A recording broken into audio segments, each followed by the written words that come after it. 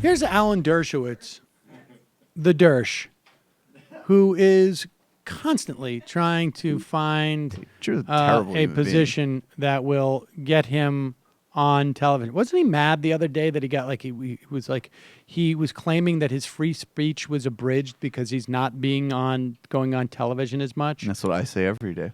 And here he is with WABC radio host Rita Cosby, formerly of Fox News. Hey, Rita. I got ABC. Oh, fuck you. Talking about how suspect Robert Mueller's decision to impanel a grand jury in Washington, D.C. is. Grand jury being impaneled in Washington, D.C. with the special counsel, Robert Mueller, overseeing it. What's your sense of the fact that now there is this second grand jury? There was one, of course, in Virginia. Now we know of the existence of this second one. Well, the second one is important because of where it is. It gives the prosecutor the power to indict in the District of Columbia, which is a district that is heavily Democratic and would have a jury pool very unfavorable to Trump and the Trump administration. So it gives the prosecutor a tremendous tactical advantage. If he wants to bring a case against anybody in the administration, the case now can be brought not in Northern Virginia, which is a swing area, sometimes Democrat, sometimes Republican, but the District of Columbia, which is always solidly Democratic and has an ethnic and racial composition that might be very unfavorable to the Trump administration. You got to make sure that you do not mention that, A, Washington, D.C. is the most logical place to do this, right? Because that's where the White House is. It's also the most convenient place because we don't have a special prosecutor who is from Virginia doing this. We have a special prosecutor who is based in Washington, D.C., so they can go across the street and actually get their work done. But black people. I mean, look, there is obviously some measure of truth to the fact that you don't have as many Trump supporters in Washington, D.C. as you do in Virginia. That's not, but that's also needn't be racially indexed. Right. The whole city hates the guy, and he could just say, a lot of Democrats here, not fair. Right. I mean, the implication that like black people are uniquely irrational or unsuited to do that is pretty clear. Well, I think the implication is that black people don't like Donald Trump. And yeah, but maybe other people that don't like Donald Trump could set that aside and be jurors, but black people can't. I mean, I'm just saying the reason that he would say that versus this is a liberal or Democrat city, to me, is pretty clear.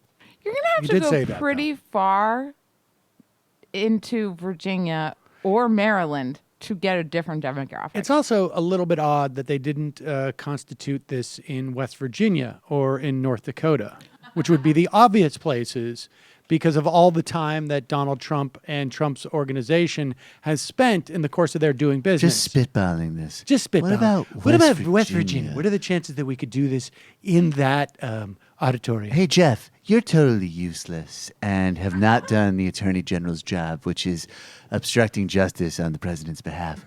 But maybe you could do something to justify yourself a little bit. And I don't know, put through a piece of legislation or an executive order where black people can't be on juries anymore. Just a thought, Jeff. It's just, a thought. It's almost as if Dershowitz is like out there, I don't know, almost litigating on behalf of a client. I mean, that's what you would say if you were representing somebody. He does seem to be always at work.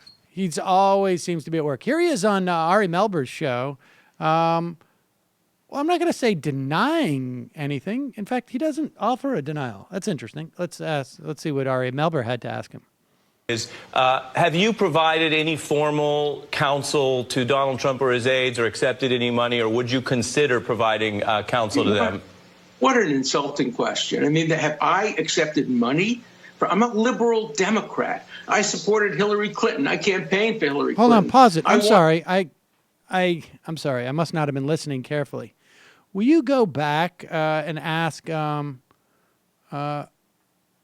let's hear if Ari's question talks about money.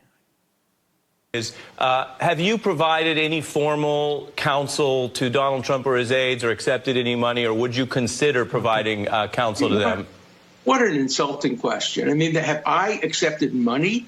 I'm a liberal Democrat. I supported Hillary Clinton. I campaigned for Hillary Clinton. I wanted to see Hillary Clinton president. My comments are public comments because I believe in them. And please don't try to insult my integrity by suggesting that somehow I'm in somebody's pocket. Professor, that's not. This is not about integrity. I'm asking you a straightforward question. That's a no. I take it that's a no. If Hillary Clinton had been elected president and they were saying lock him up, I would be saying the same thing. I am condemning Donald Trump for calling for an investigation of Hillary Clinton. That would be a terrible, terrible thing to do. Right. So that's a no that you. But you're a very celebrated attorney who's taken on a lot of different cases. Is that a no that this is not a case you would consider at this time?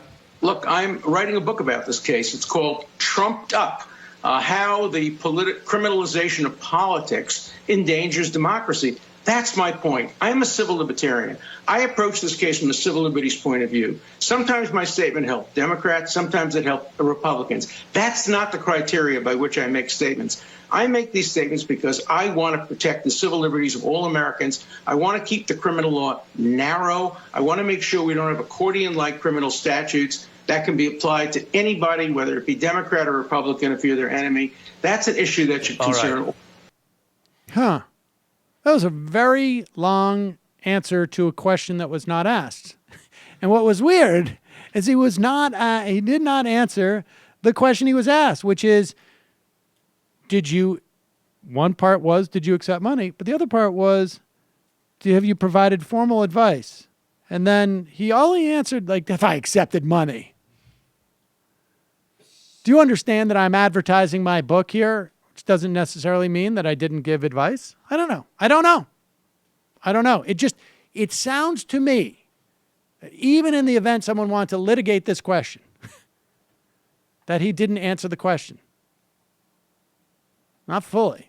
I'm also interested in hearing more questions about Alan Dershowitz and Jeffrey Epstein's plane. Yeah, I wonder what's going on with that. Yeah. Well, he's a civil libertarian, so anything goes. Exactly. Anything goes. And I'm just asking questions. Hi, folks. Sam Seder here. We still need your help on our Patreon page. YouTube ads have come back, but not nearly as much as we had before. So if you can help us out, any little bit helps. Head over to our Patreon page right at this URL, and you'll help us keep helping you by making videos